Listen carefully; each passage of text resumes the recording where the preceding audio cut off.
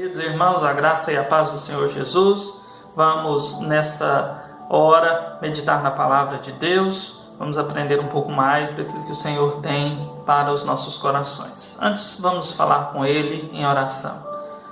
Senhor, Deus de bondade, misericórdia e graça, engrandecido seja o Senhor. Pai, queremos adorar ao Senhor no dia de hoje. Queremos, Senhor Deus, que do Teu Espírito Santo venha sobre nós a Tua bondade, a Tua presença, a Tua orientação, a Tua direção. Alimenta-nos, ó Senhor Deus Todo-Poderoso, e perdoe-nos porque nós somos pecadores e muito temos feito, Senhor, que desagrada ao Senhor. Pedimos a Sua misericórdia e Sua compaixão pelo sangue de Cristo derramado na cruz, em nome de quem nós oramos. Amém. Amém.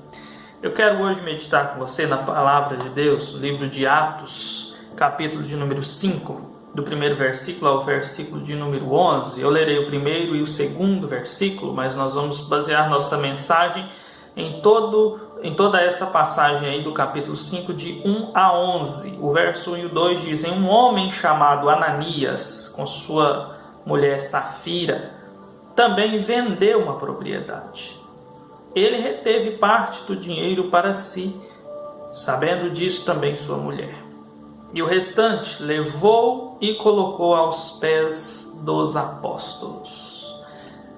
Meus irmãos, quero hoje conversar com vocês a respeito do seguinte tema: acordo pecaminoso, tragédia inevitável. Antes de mais nada, o pecado de Ananias e Safira não foi não terem doado todo o dinheiro para a igreja. Não foi esse o pecado. Não eram obrigados a vender o campo deles e doar nada para a igreja. Não eram obrigados a doar tudo para a igreja.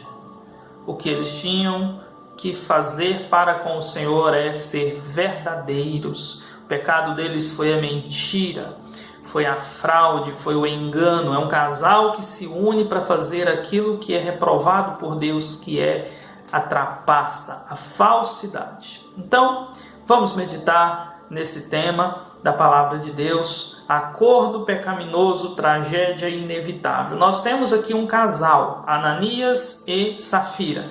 Esse casal faz um acordo entre si. O que estava acontecendo na época? A igreja vivia uma época de comunhão, de companheirismo muito profundo.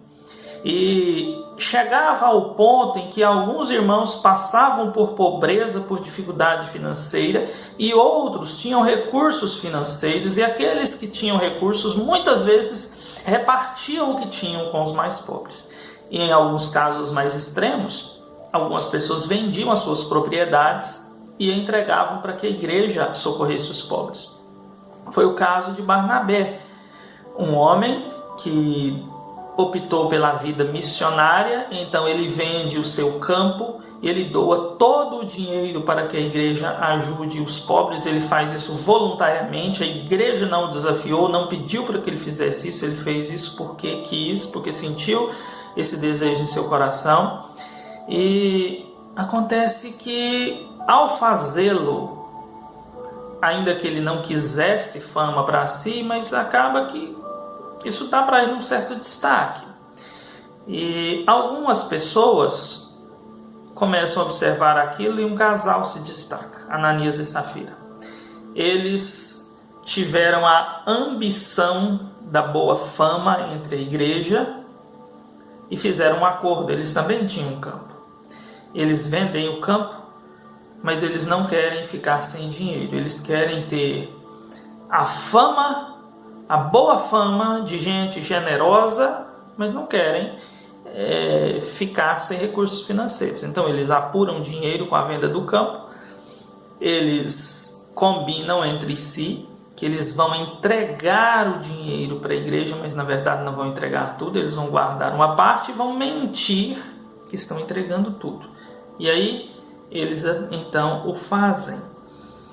Eles fazem o oposto de Barnabé. Barnabé não quer fama. Ele quer trabalhar na obra de Deus e ajudar os pobres. Ananias e Safira querem fama e querem riquezas. E então eles chegam ali e fazem esse acordo. O marido vai até a igreja dizendo que está fazendo a doação de todo o seu patrimônio para a ajuda dos pobres. Um acordo mentiroso com ambição. A ambição deles aí é por ter dinheiro e por ter fama de gente generosa e piedosa. Um acordo mentiroso para ganhar boa fama. Segunda lição que nós observamos nesse texto, além de fazerem um acordo mentiroso, eles também deixam que Satanás encha o coração deles. Quando Pedro vai conversar com esse homem chega ali dizendo: olha aqui, eu trouxe um recurso para abençoar, ajudar os pobres e tal. O Senhor de alguma forma fala com o apóstolo Pedro que aquilo ali era uma trapaça. Pedro o confronta e diz: por que você deixou Satanás encher o seu coração? Satanás enchendo o coração. Satanás encher o coração de uma pessoa nesse contexto significa usar mentira para ganhar status na igreja, significa fingir, significa amar mais ao dinheiro do que à verdade, do que ao pobre, amar o dinheiro em primeiro lugar. Ananias está com seu coração preenchido por Satanás. Ele não foi o primeiro que fez isso. Antes dele, Judas Iscariotes deixou que Satanás enchesse o seu coração. E ele traiu Jesus. Jesus acabou morto por causa disso. E Judas Iscariotes com algumas moedas nas suas mãos. Moedas que ele não usufruiu, né? E ele também terminou morto. Acordo mentiroso, Satanás enchendo o coração. Terceiro erro desse casal, encobrir o pecado da família. Ananias vai até a igreja dizendo que está fazendo a doação de todo o seu recurso. O Senhor traz juízo ali, ele morre por causa da sua mentira. Não foi porque não deu tudo, mas foi por causa da sua mentira. O Senhor traz juízo sobre ele. Ele morre. Daqui a pouco, 3 horas depois, mais ou menos, chega a mulher. E já tinha acontecido ali o primeiro meme do caixão, agora vai acontecer o segundo, né? A esposa chega: meu marido saiu para a igreja, está demorando, o que aconteceu? O apóstolo Pedro confronta a esposa de Ananias. Safira, fala a verdade, minha filha. O que aconteceu? Por quanto que vocês venderam aquele campo, aquela fazenda? Ela confirma a versão do marido. Era a oportunidade que aquela mulher tinha de dizer: nós estamos pecando contra Deus. A gente não quer ficar desprovido, não tem nenhum pecado em você ter recursos. Lembra que José do Egito, um homem sábio, ele armazenou recursos na época da fartura, para que quando chegasse a época da escassez, o Egito ali, eles tivessem recursos. Lembre-se que Salomão fez grandes construções quando foi rei e também teve grandes recursos. Davi também, da mesma forma Abraão. Existiram filhos de Deus que foram pobres ou enfrentaram momentos de pobreza na vida. Mas existiram aqueles que Deus deu a eles recurso e em algumas ocasiões eles guardaram um pouco dos recursos, sim, para o futuro. Mas o problema desse casal não é querer ter uma reserva para o futuro. O problema deles é pousar de bonzinhos, quando na verdade eles não são, quando na verdade são egoístas. Então a mulher é confrontada, era a oportunidade dela dizer: homem de Deus, Pedro, meu marido e eu estamos pecando contra o Senhor. Nós estamos usando de mentira para ganharmos fama. Nós queremos o perdão de Deus. Mas ela não faz isso. Ela confirma a versão pecaminosa do seu marido. Ela encobre o pecado do seu marido. E agora ela também termina morta. Lá no Jardim do Éden, a mulher deu a iniciativa no pecado. E Adão apoiou Eva até o fim. Aqui foi diferente. Aqui foi o marido que teve a iniciativa de pecar e a esposa, infelizmente, apoiou o seu marido até as últimas consequências. E tanto no Jardim do Éden quanto aqui em Atos, as coisas terminaram em tragédia. Então, nós estamos vendo a história de um casal. Um casal que fez um acordo pecaminoso.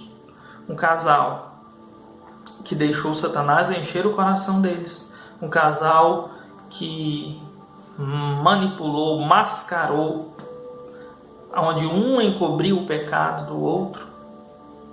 E a tragédia foi inevitável. Ambos morreram por causa da sua mentira. A mentira que não foi praticada contra a igreja, foi praticada contra Deus, porque a igreja ali estava representando o Senhor. Se eles entregassem ali uma quantia de dinheiro em oferta, não era para a igreja, era para Deus. E a mentira que fizeram contra a igreja não foi contra a igreja, foi contra Deus. A igreja era apenas um instrumento de Deus ali. Você não é obrigado a vender tudo que tem e dar para a igreja.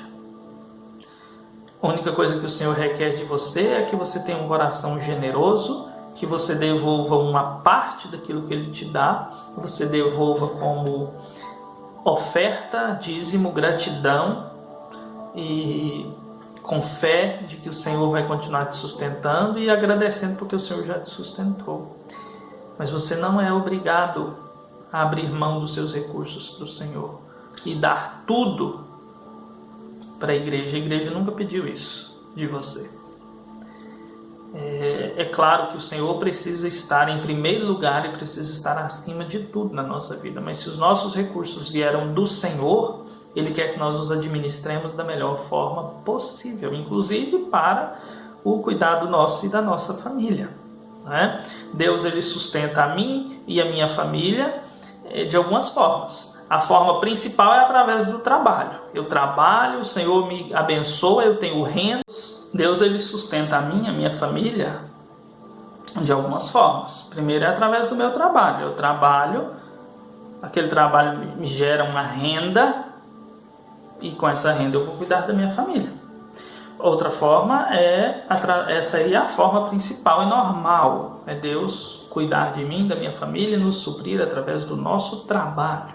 Existem algumas formas que são além do normal, são extraordinárias, que é, por exemplo, quando alguém voluntariamente, generosamente, me concede uma doação. Ou quando Deus faz um milagre na minha vida e na minha família ou por nós.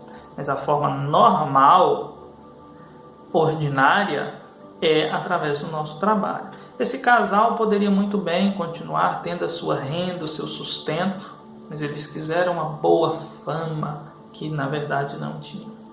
Terminaram mortos. Eu queria deixar com você aqui as consequências do pecado desse casal. A primeira foi o juízo de Deus. Eles morreram por causa do juízo de Deus.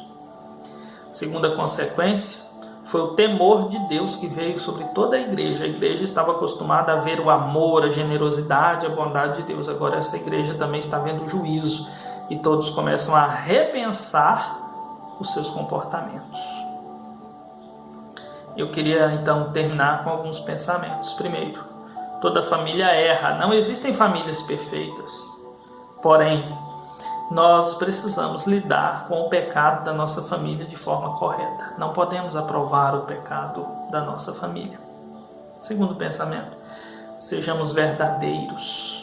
Vamos amar a verdade, praticar a verdade, viver a verdade e ensinar nossa família a ser verdadeira. Terceiro pensamento, cuide do seu coração. Quem é que está enchendo o seu coração e a sua mente? Seu coração e sua mente estão cheios de quê?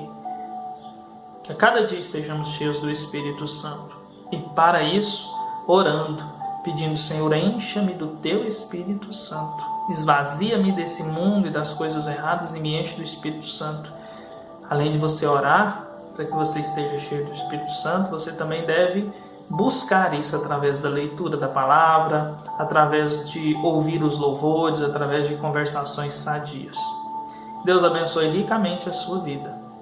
Que o Senhor esteja com você e que a sua família seja uma família abençoada pelo Senhor a cada instante. Vamos mais uma vez orar? Pai, obrigado pela manhã de hoje, pelo dia de hoje. Ensina-nos a amar ao Senhor e viver para o Senhor e que a nossa família esteja debaixo da Tua bênção, em nome de Jesus. Amém. Amém. Deus esteja com você a cada momento.